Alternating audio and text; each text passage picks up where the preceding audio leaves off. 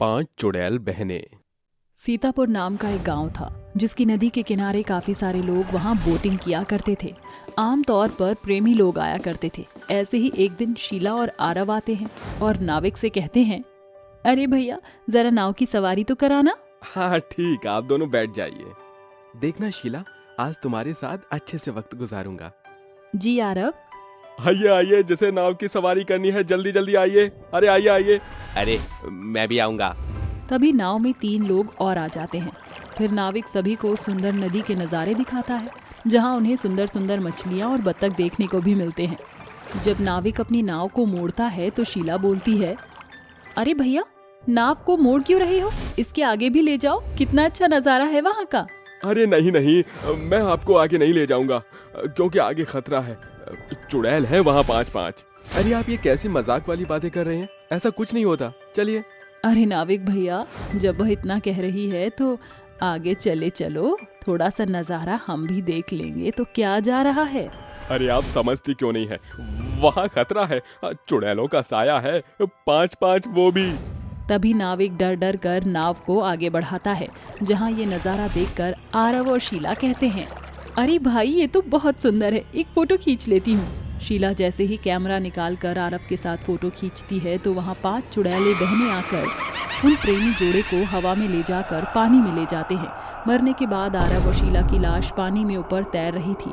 ये देखकर नाव में बैठे माया मोहन भी डर जाते हैं। तभी नाविक कहता है, अरे देख लिया, नदी में ज्यादा आगे जाने का नतीजा, इसलिए इतनी देर से बोल रहा था कि मत जाओ आगे, मत जाओ, आगे खतरा है। यहाँ 5-5 चुड़ैलों का साया है इस नदी पर। मुझे घर जाना है, बहुत डर लग रहा है। मुझे भी, पर नाविक भैया आपको ये सब कैसे पता? और वो चुड़ैल 5 बच्चियां कौन है? वो 5 चुड़ैल बच्चियां बहुत परेशान हैं। उनके साथ उनके अपनों ने ही बहुत बुरा किया है। मैं यहाँ का बहुत पुराना नाविक हूँ, इसलिए मुझे सब पता है। आगे ले चलता हूँ मोड़कर। नाव चलाते चलाते मैं आज इन 5 बच्चों की कहानी बताता हूँ। मैं भी जानना चाहती हूँ इन बच्चों के साथ ऐसा क्यों किया। मैं बताता हूँ। कुछ समय पहले ये 5 बच्चियां अपने पिता के साथ रहती थी और साथ में उनके चाचा चाची दीपक और सरोज भी रहते थे। इनकी माँ कुछ महीने पहले ही गुजर चुकी थी, जिस कारण उनके पिता केशव ने ही अपनी 5 बच्चियों को लाड़ प्यार से पाला और उनकी चोटी बनाई। उनके स्कूल का काम भी करवाता था और खाना बनाकर भी खिलाया करता था। सरोज सिर्फ अपने पति के लिए ही खाना बनाया करती थी। ऐसे ही अगले दिन भी केशव अपनी बच्चियों को स्कूल के लिए तैयार करता है, साथ ही उनका टिफिन बनाता है और सरोज से कहता है, सरोज मैंने बच्चों का खाना बना दिया, दोपहर के लिए भी। जब बच्चे स्कूल से आ जाएं तो बस उन्हें गर्म दूध करके दे देना, वो कर नहीं पाएंगे ठीक से, ठीक है?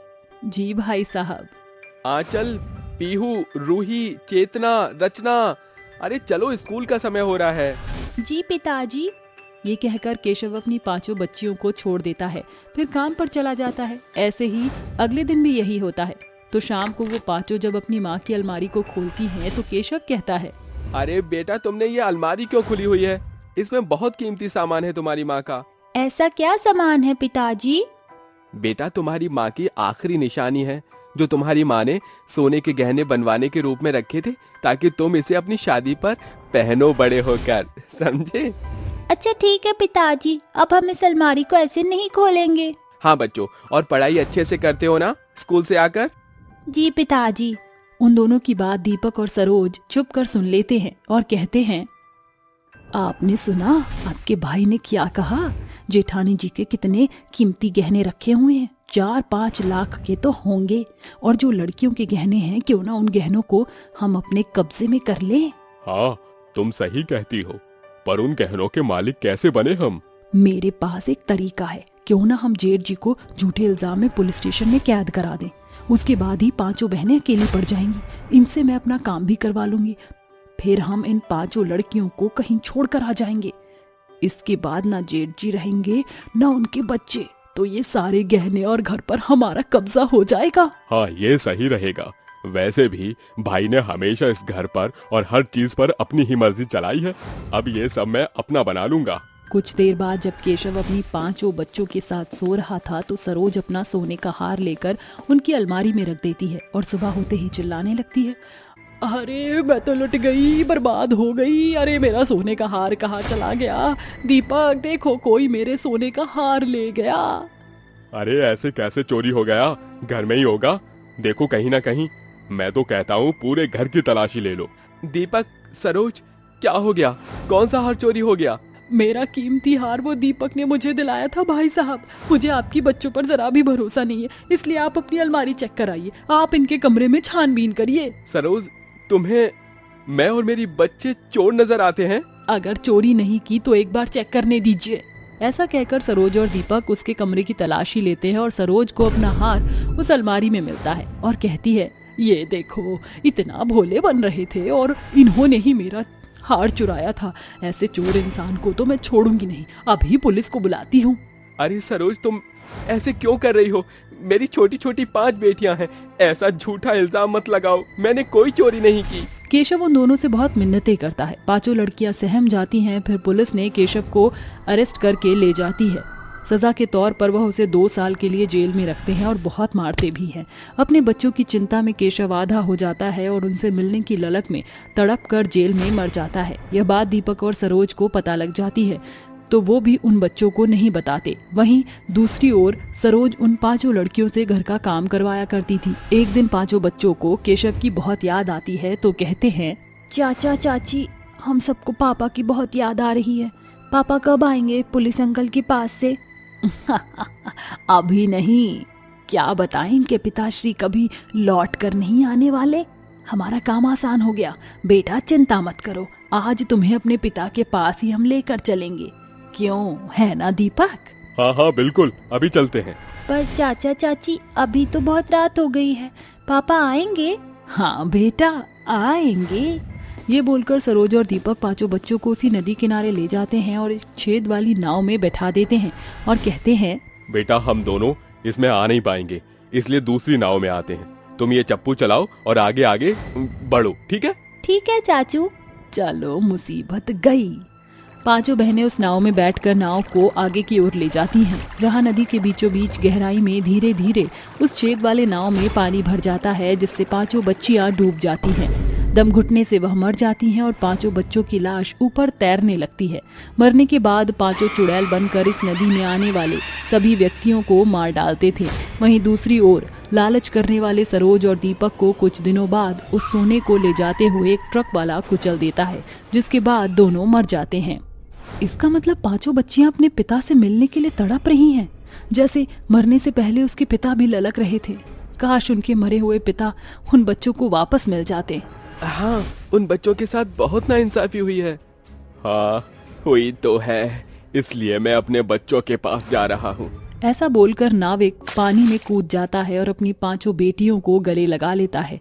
बच्ची और पिता के मिलने की इच्छा पूरी हो जाती है और यह दृश्य देखकर मोहन और माया अचंभित होकर डर से उस नाव को चलाकर वहां से भाग जाते हैं और उन बच्चों और केशव को मुक्ति मिल जाती है।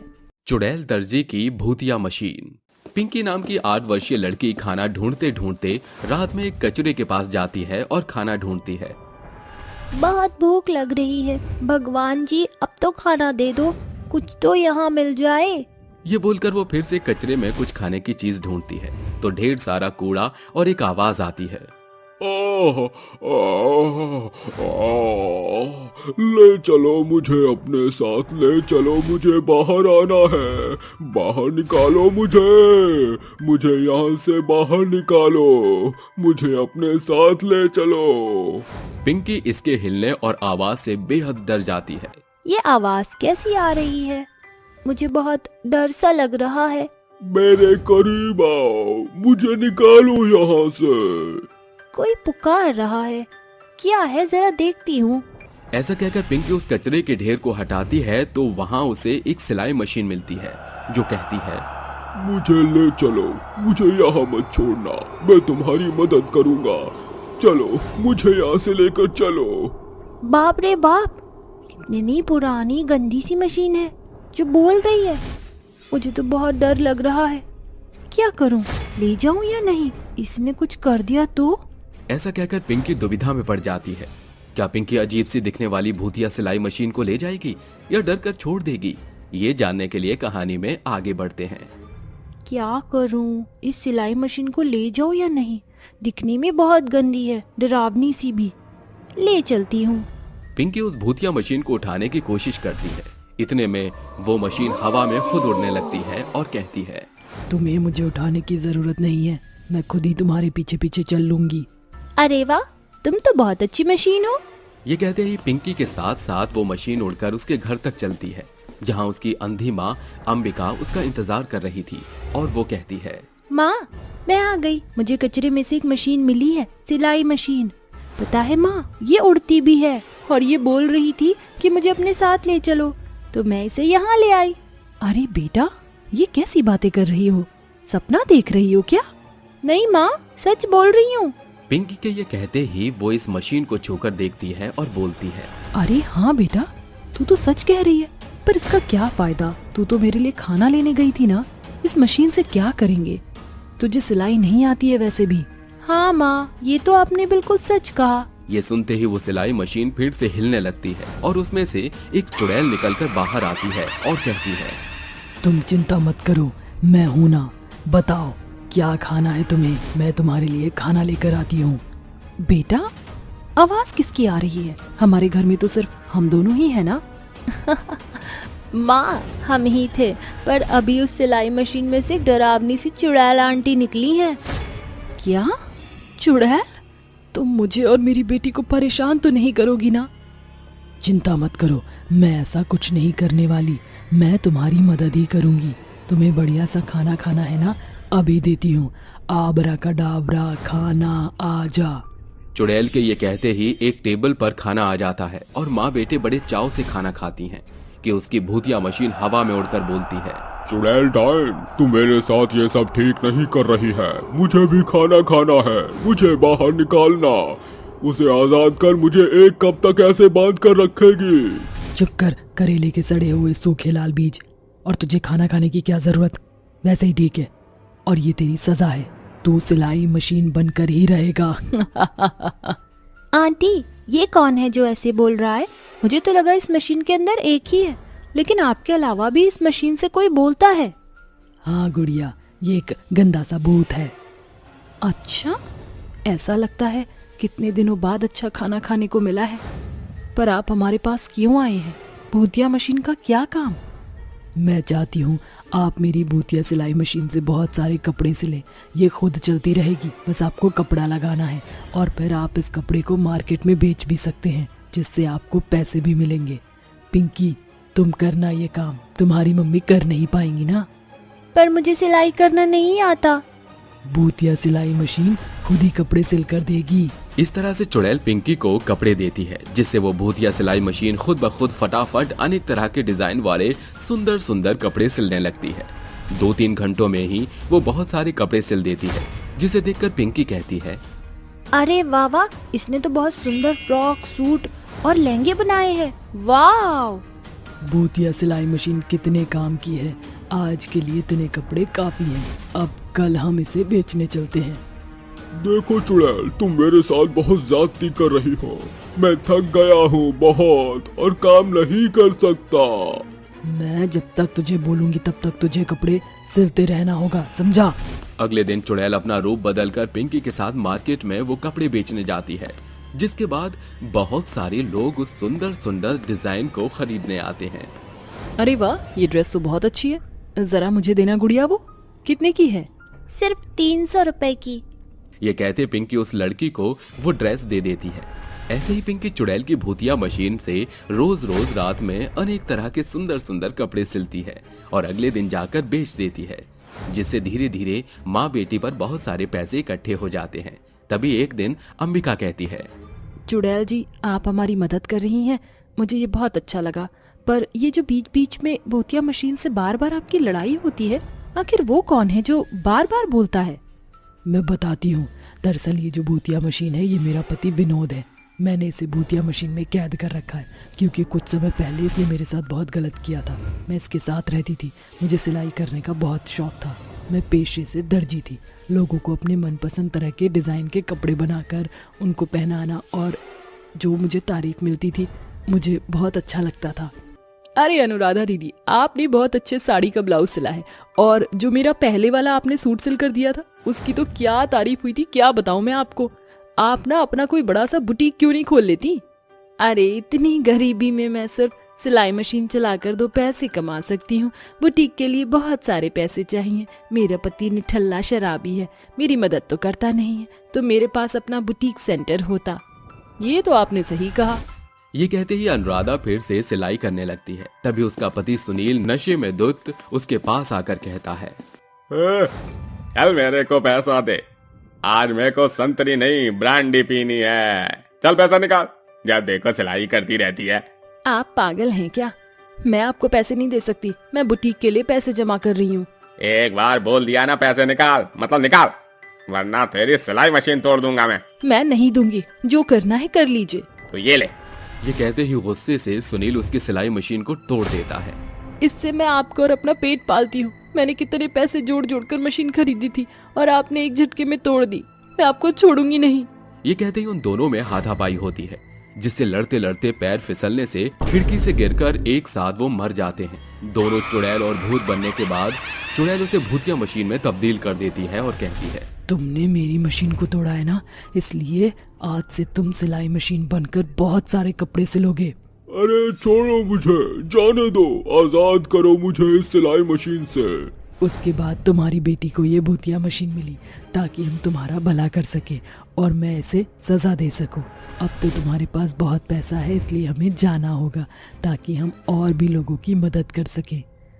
आप आए और आपने हमारी मदद की, उसके लिए बहुत बहुत शुक्रिया। चुड़ैल आंटी, आप मुझसे मिलने आया करना। हाँ बेटा। इस तरह से चुड़ैल उस मशीन को लेकर गायब हो जाती है और किसी और की मदद करने पहुंच जाती है। चुड़ैल के दिए पैसों से कुछ समय बाद पिंकी के माँ की आंखों का ऑपरेशन हो जाता है, जिससे वो देखने लगती है। रूप बदलने वाली चुड़ैल। रात का समय था, घना अंधेरा चारों तरफ फैला हुआ था और उस अंधेरे में एक काफी घने पुराने पीपल के पेड़ के नीचे एक कपल जिनकी नई शादी हुई थी, वो पूरा दिन का सफर करने के बाद वापस अपने घर की तरफ जाने के लिए बस का इंतजार कर रहे थे।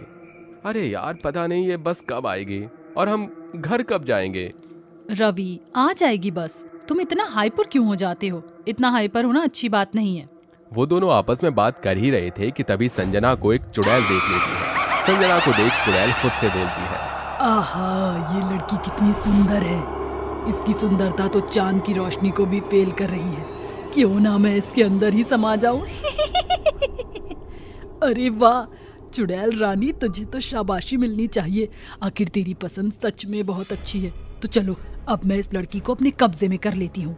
चुड़ैल अब एक लड़की का रूप ले लेती है और लड़की के रूप में वो उन्हें दिखाई देती है।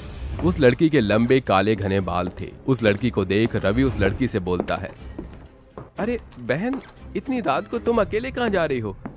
क्या तुम्हें पता नहीं कि रात के समय लड़कियों का निकलना सही नहीं होता? उसकी बात सुनकर वो लड़की रुक जाती है और जैसे ही वो उसकी तरफ देखती है, वैसे ही उस लड़की के भेष में रवि को एक चुड़ैल दिखाई देती है। चुड़ैल को देख रवि और संजना दोनों ही डर जाते हैं कि तभी वो चुड़ैल हवा में उड़ने लगती है और हंसते हुए बोलती है, तुम लोगों ने मुझे रोककर बहुत बड़ी गलती कर दी है। इतना कहकर वो चुड़ैल उन पर हमला कर देती है और इस तरह रवि बेहोश हो जाता है। कुछ समय बाद जब रवि को होश आता है, तब वो खुद को रोड के किनारे बेहोश पड़ा मिलता है। वो जैसे ही उठता है, वैसे ही अपनी पत्नी संजना को ढूंढने लगता है। संजना उसे उस पीपल के पेड़ के नीचे बेहोश मिलती है। रवि उसे उठाता है और रिक्शा करके उसे अपने घर निकल जाता है। कुछ समय बाद संजना को भी होश आ जाता है। जैसे ही संजना को होश आता है, वैसे ही रवि संजना से बोलता है, संजना, तुम ठीक तो हो ना? पता नहीं हम लोगों के साथ क्या हुआ था। वो रात में सच में कभी नहीं भूल सकता। पता नहीं आखिर वो लड़की कौन थी। रवि, अब उस लड़की को याद क्यों कर रहे हो तुम? रात गई बात गई। लेकिन संजना, तुम्हारी आवाज को क्या हो गया? तुम्हारी आवाज तो बहुत ही सुरीली थी। तुम्हें मेरी सुंदरता से मतलब है या मेरी आवाज से? संजना, ये तुम ऐसी अजीबोगरीब तरह की बातें कर रही हो। मेरी संजना मुझसे इस तरह कभी बात नहीं करती थी। तुम मेरी संजना नहीं हो। आखिर कौन हो तुम? उसकी बात सुनकर संजना खूब जोर जोर से हंसने लगती है। तूने सही पकड़ा, मैं तेरी संजना नहीं बल्कि मैं तो चुड़ैल रानी हूँ।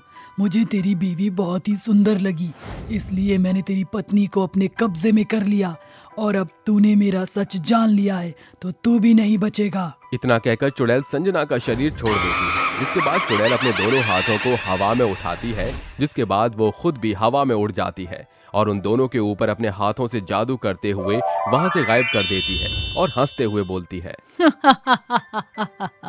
मुझे अपनी शक्तियाँ बढ़ाने के लिए और लोगों की जरूरत है, इसलिए मैं यहाँ पर और लोगों को अपने कैद में लूंगी। इतना कहकर और चुड़ैल भी वहां से गायब हो जाती है और अब वो हर रात किसी न किसी का भेष बदलकर लोगों के घर में आती और उस घर के लोगों को गायब कर देती। ये सिलसिला यूं ही चलता रहा और वो चुड़ैल लोगों को वहां से गायब करती रही। एक रात की बात है, गांव का चौकीदार गांव में आवाज लगाते हुए इधर से उधर घूम रहा था। जागते रहो, जागते रहो, गांव में रूप बदलने वाली चुड़ैल घूम रही है, जागते रहो, अपने घरों में रहो और अपने सभी घर वालों का ध्यान रखो। चौकीदार इधर से उधर घूम ही रहा था कि तभी उसे चमकती हुई एक रोशनी दिखाई पड़ती है। वो रोशनी आसमान से धरती पर आती है और उस रोशनी से एक चुड़ैल निकल जाती है। उस चुड़ैल के बहुत ही लंबे बाल थे।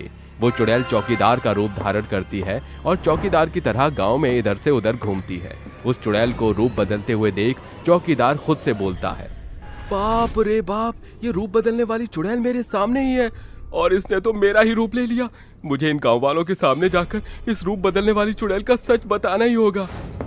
चौकीदार उस चुड़ैल का पीछा करने लगता है, जहां चौकीदार उसको एक बार फिर रूप बदलकर रघुनंदन के घर में घुसते हुए देख लेता है। चौकीदार चुपचाप गांव वालों को इकट्ठा करता है और गांव वालों को सारी बात बता देता है। उसकी बात सुनकर सभी गांव वाले हैरान हो जाते हैं और दौड़ते हुए रघुनंदन के घर का दरवाजा खटखटाने लगते हैं। कुछ समय बाद रघुनंदन की पत्नी दरवाजा खोलती है। सभी गांव वालों को अपने दरवाजे पर देख रघुनंदन की पत्नी रंजना बोलती है, अरे गांव वाले भैया, क्या हो गया? इतनी रात को मेरे घर पर आए हो? अरे रंजना भाभी, हम लोगों को शक है कि वो रूप बदलने वाली चुड़ैल आपके घर में आई हुई है। हमें आपके घर की तलाशी लेनी है। मैं अपने घर की तलाशी लेने नहीं दूंगी। तुम लोग इतने दावे के साथ कैसे बोल सकते हो कि वो चुड़ैल इसी घर में है? रंजना गांव वालों से बहस कर ही रही थी कि तभी गांव वालों की नजर रंजना के पैरों पर पड़ जाती है। उसके पैर उल्टे होते हैं। ये देख गांव का एक आदमी हीरालाल चिल्लाते हुए बोलता है, उड़ी बाबा, रंजना भाभी चुड़ैल है, देखो उसके पैर भी उल्टे हैं। सभी गांव वाले हीरालाल की बात सुनकर रंजना के पैर की तरफ देखते हैं, जहां वो उसके पैर उल्टे दिखाई पड़ते हैं। सभी गांव वाले रंजना को अंदर की तरफ धक्का देते हुए उससे पूछते हैं, अरे चुड़ैल, आखिर तू यहाँ पर क्यों आई है और हम सभी को इस तरह क्यों परेशान कर रही है? साथ ही हमारे गांव वालों को कहाँ गायब कर रही है तू? रंजना अब एक भयानक चुड़ैल में तब्दील हो जाती है और वो गुस्से में बोलती है, तुम सभी गांव वालों को ये सच कभी नहीं पता चल पाएगा कि मैं लोगों को कहाँ कैद कर रही हूँ।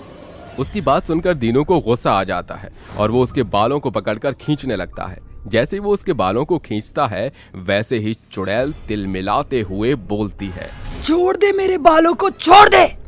उसको इस तरह तड़पता हुआ देख हीरालाल अब समझ जाता है कि उसकी शक्तियां उसके बालों में ही हैं। इसलिए हीरालाल अपने हाथों में मशाल लिए चुड़ैल के पास आता है और उसके बालों में आग लगा देता है। चुड़ैल अब अपने बालों के साथ जलने लगती है और जलते हुए बोलती है, तुम सभी लोगों ने अच्छा नहीं किया। मेरे बालों को जलाकर मेरी शक्तियाँ अब खत्म हो जाएंगी, साथ ही मैं भी अपने बालों के साथ जल जाऊंगी। लेकिन याद रखना, जिस दिन मैं वापस आई उस दिन इस गांव को मैं तबाह कर दूंगी। चुड़ैल ये बोलते हुए जल जाती है और अब उस रूप बदलने वाली चुड़ैल से गांव वालों को मुक्ति मिल जाती है। जैसे वो चुड़ैल जलती है, वैसे ही गांव के सभी गायब व्यक्ति उसी के घर में एक जेल के अंदर गांव वालों को दिखाई देते हैं। गांव वाले अब उस जेल को तोड़ते हैं और अपने सभी गांव वालों को आजाद करवा देते हैं, जिसके बाद सभी मिलजुल कर खुशी खुशी रहने लगते हैं। भूतिया संदूक। रात का समय था। 4 चोर गांव से चोरी करते हुए एक सुनसान सड़क पर जा रहे थे। अबे क्या यार, जब देखो ये चिंदी चोरियां करते रहते हो। थोड़ी बड़ी चोरी के बारे में सोचो, जिससे हमारा फ्यूचर बन जाए। अबे फ्यूचर की बात कर रहा है? अरे हमारी जिंदगी तो अक्खा जिंदगी ऐसे ही गुजरेगी। हमारा कोई फ्यूचर नहीं है सिवाय चोरी करने के।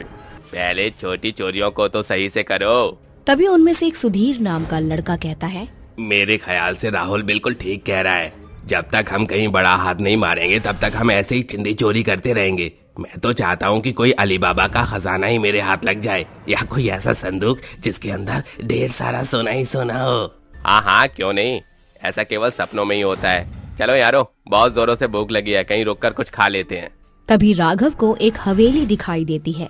अरे वो देखो, वो हवेली कैसी है। हमारे रुकने के लिए वही ठीक होगी। आज की रात वहीं गुजारेंगे। राघव की बात सुनकर सभी हवेली के अंदर जाने लगते हैं।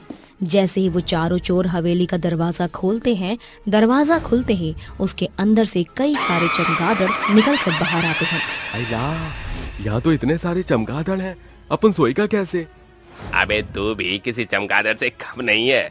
मुझे तो अंदर जाने से डर लग रहा है, कितनी पुरानी हवेली है।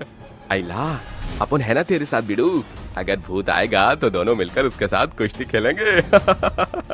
तभी वो चारों अंदर पहुंच जाते हैं। अंदर पहुंचते ही उन्हें एक बहुत बड़ा संदूक दिखाई देता है। अरे यार चलो इसे खोलते हैं, आज तो सच में अली बाबा का खजाना हाथ लग गया। तभी वो चारों चोर लालच में आकर उस संदूक को खोलने लगते हैं। जिसके बाद जैसे ही संदूक खुलता है, उसके अंदर से कई सारे चमगादड़ों के साथ एक बहुत ही भयानक चुड़ैल निकलकर बाहर आती है। क्या बात है, आज तो मुझे पेट भर के खाने को मिलेगा। तुम चारों का मेरे पेट में स्वागत है। चुड़ैल को देखकर वो चारों बहुत ही बुरी तरह डर जाते हैं। जिसके बाद सुधीर डरते हुए कहता है, चुड़ैल, चुड़ैल, इतनी भयानक चुड़ैल। देखा लालची लौंडो, तुम्हारे चक्कर में मैं भी तुम्हारे साथ फंस गया हूँ। लालच बुरी बला है। ऐसा कहकर चुड़ैल एक एक करके उन चारों को मारने लगती है। जिसके बाद वो उनके टुकड़े टुकड़े करके अपने संदूक में भर लेती है और संदूक को बंद कर लेती है। अगले दिन जैसे ही सुबह होती है, उस हवेली का गार्ड हवेली का दरवाजा खुला हुआ देखकर समझ जाता है। लगता है रात के समय कोई अंदर गया होगा। तभी गार्ड हवेली के अंदर चला जाता है। जैसे ही गार्ड अंदर पहुंचता है, उसे संदूक के अंदर से खून निकलता हुआ दिखाई देता है। खून, खून, हे भगवान, यहाँ कुछ ठीक नहीं है, यहाँ से जाना होगा। जैसे ही गार्ड हवेली से बाहर की तरफ भागने लगता है, चुड़ैल तुरंत उसे अपने संदूक में खींच लेती है और संदूक का दरवाजा बंद कर लेती है। तभी संदूक के अंदर से आवाज आती है, कोई नहीं बचेगा, सबके सब मारे जाएंगे। मैं किसी को नहीं छोड़ूंगी, सबको मार दूंगी। हवेली की ये रहस्यमय बात गांव से लेकर किसी को भी पता नहीं थी और जो भी रात के समय उस हवेली के अंदर जाता है, लौट कर वापस नहीं आता। चुड़ैल अपने भूतिया संदूक में लोगों को मार कर ले जाती है। ऐसे ही एक दिन सूरज और लक्ष्मी अपनी शादी के बाद घूमने के लिए बाहर गए थे, लेकिन रात के अंधेरे में उन्हें कहीं भी होटल नहीं मिल रहा था। लक्ष्मी, बहुत रात हो गई है, अब क्या करें, मुझे तो कुछ समझ नहीं आ रहा है। तभी सूरज को एक हवेली दिखाई देती है। जिसके बाद वो अपनी कार रोकता है। अरे देखो लक्ष्मी, सामने कितनी बड़ी हवेली है। आज की रात तो हम यहीं गुजार सकते हैं। चलो अंदर चलते हैं और थोड़ा आराम करते हैं। काफी पुरानी हवेली है। सूरज और लक्ष्मी दोनों कार से निकलकर हवेली के अंदर जाने लगते हैं, लेकिन दरवाजा खोलते हैं, उसके अंदर से बहुत सारे चमगादड़ निकलकर बाहर आते हैं, जिन्हें देखकर लक्ष्मी बहुत डर जाती है। ओह, डर क्यों रही हो, मैं हूँ ना, चलो अंदर चलते हैं।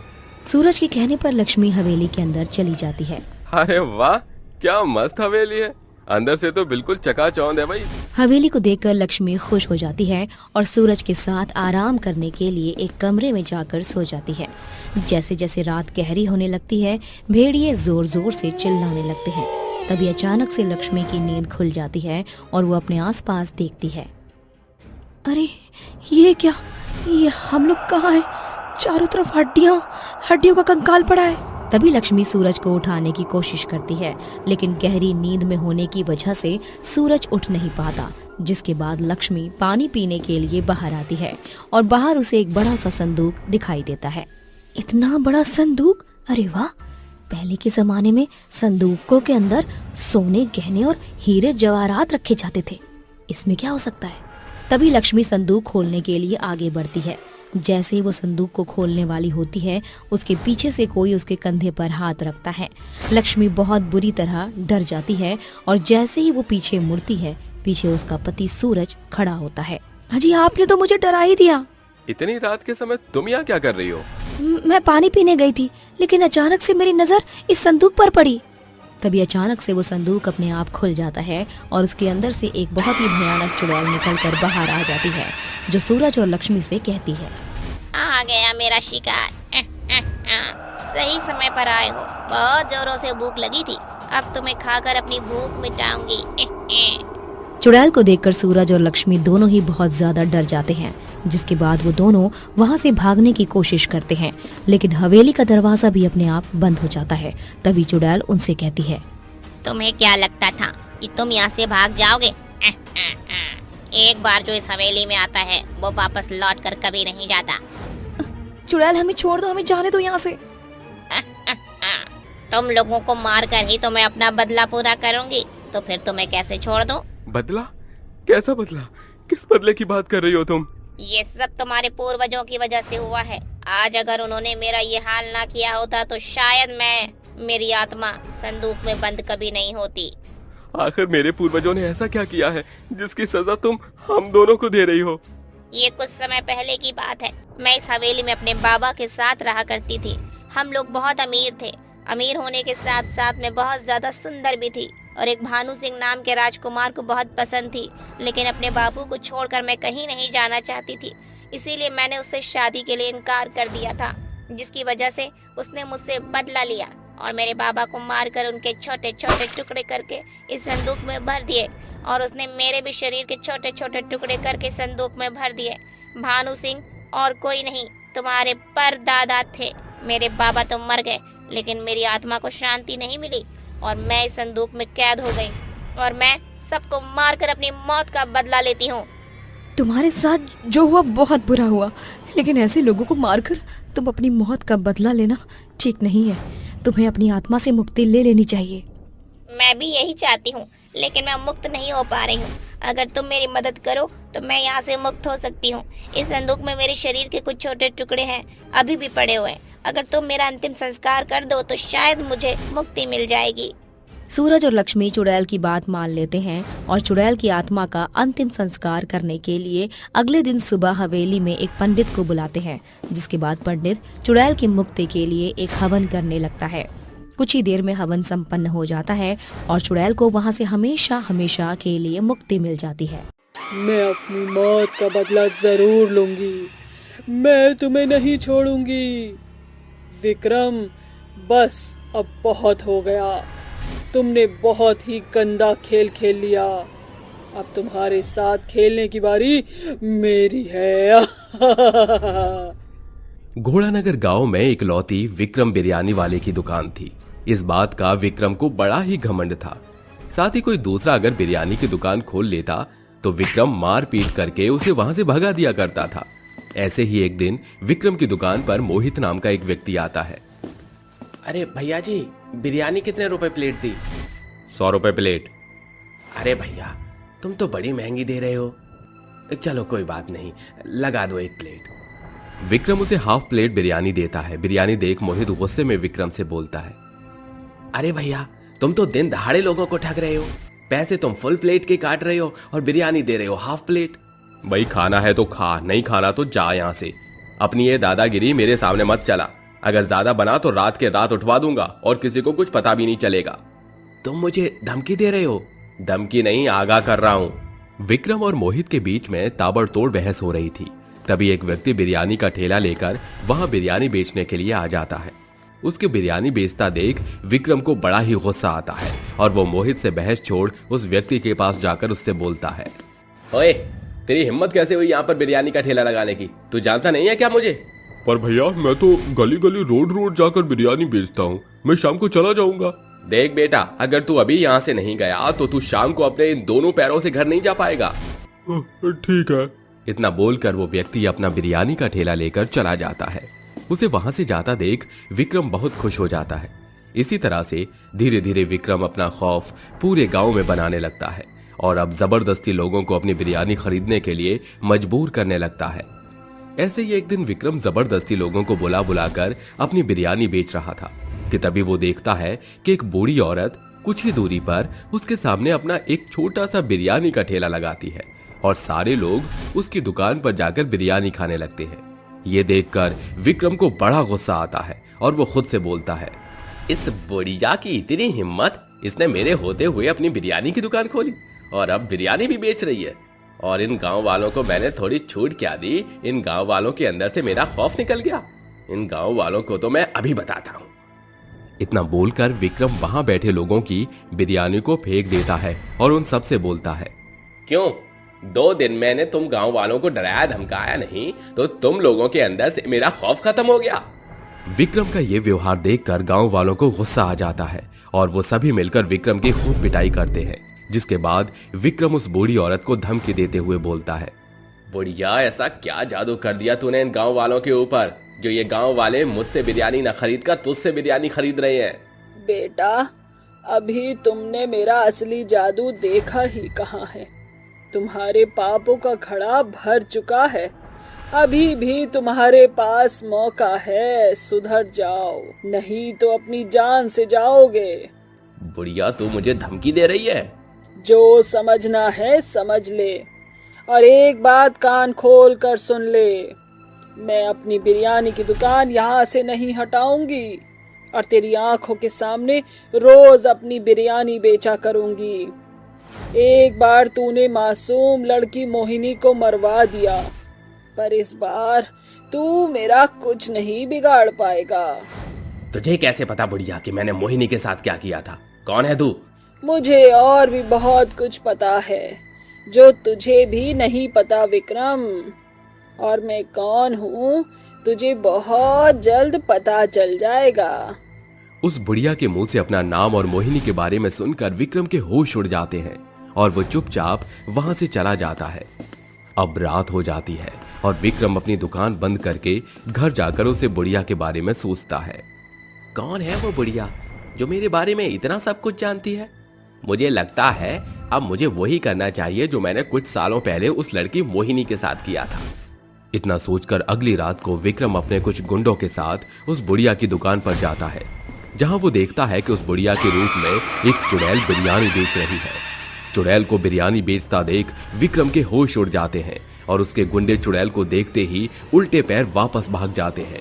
विक्रम भी वहां से अपने घर जाने लगता है। तभी वो चुड़ैल बिरयानी लेकर विक्रम के सामने आ जाती है और उससे बोलती है, साहब, बिना मुझसे बिरयानी खरीदे कहाँ जा रहे हो? मेरी बिरयानी नहीं खरीदोगे? मुझे तुमसे कोई बिरयानी नहीं खरीदनी, मुझे जाने दो, मैं नहीं जानता तुम कौन हो। विक्रम, इतनी जल्दी भूल गया तू मुझे? तूने तो मेरा बहुत कुछ बिगाड़ा है।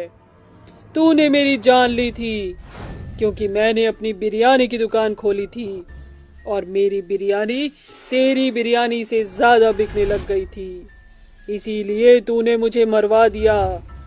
क्यों, अब भूल गया वो दिन? कौन हो तुम? विक्रम के इतना बोलते ही चुड़ैल बुढ़िया के रूप में उसके सामने आ जाती है और कुछ देर बाद वो चुड़ैल अपने असली इंसानी रूप में आ जाती है। अब मोहिनी को देख विक्रम उससे बोलता है, मोहिनी तुम? हाँ, मैं यहाँ तुझे मारने आई हूँ, ठीक उसी तरह से जिस तरह से तूने मुझे मारा। याद कर वो दिन, किस तरह से तूने मुझे मारा था। वो दोनों आपस में बात कर ही रहे थे कि तभी गांव का एक आदमी वहां आता है और उन दोनों को बात करता हुआ देख वो चुड़ैल से बोलता है, अरे बाप रे, ये तो चुड़ैल है। अरे चुड़ैल, तू विक्रम को क्यों मार रही है? और विक्रम तुझे कैसे जानता है? आजा, तू भी मेरा सच सुन ले। विक्रम की दुकान से कुछ ही दूरी पर मोहिनी नाम की एक गरीब लड़की अपनी खुद की एक छोटी सी बिरयानी की दुकान खोलती है। अब लोग उसकी बिरयानी को काफी पसंद किया करते थे। मोहिनी की बिरयानी ज्यादा बिकती देख विक्रम को अंदर ही अंदर उससे जलन होने लगती है और एक दिन वो मोहिनी के पास जाता है और उससे बोलता है, मोहिनी, तेरी वजह से मेरे ग्राहक नहीं बन रहे, इसलिए तुझे यहाँ से अपनी दुकान हटानी पड़ेगी। ये आप क्या बोल रहे हैं? मेरे घर में कोई भी कमाने वाला नहीं है। मेरे पापा बीमार हैं, वो बिस्तर से उठ भी नहीं सकते। मेरे घर में मैं अकेली कमाने वाली हूँ। तुझे अपनी ये दुकान यहाँ से हटानी होगी। अब मैं अपनी दुकान नहीं हटाऊंगी, आपको जो करना है कर लीजिए। ठीक है, तो अब तू मेरी भी एक बात कान खोलकर सुन ले, अब तू कल का सूरज नहीं देख पाएगी। विक्रम इस तरह से मोहिनी को धमकी देकर वहां से चला जाता है और कुछ देर बाद मोहिनी के घर पर कुछ गुंडे आते हैं और उसे उसके पिता के साथ मार देते हैं। इस तरह इसने मुझे और मेरे पिताजी को मार दिया, अब इसको मरना ही होगा, तब जाकर मेरा हिसाब बराबर होगा। तुम्हारे साथ बहुत ज्यादा गलत हुआ है। ऐसे दरिंदे को तो इस दुनिया में रहने का कोई अधिकार नहीं है। चुड़ैल दीदी, मैं तुम्हारे साथ हूँ। इतना बोलकर चुड़ैल विक्रम की गर्दन काट देती है, जिसके बाद चुड़ैल वहां से गायब हो जाती है और अगली सुबह वो गांव वाला आदमी ये बात सभी गांव वालों को बता देता है और अब विक्रम से खौफ से आजाद होकर वो सभी गांव वाले खुशी से रहने लगे।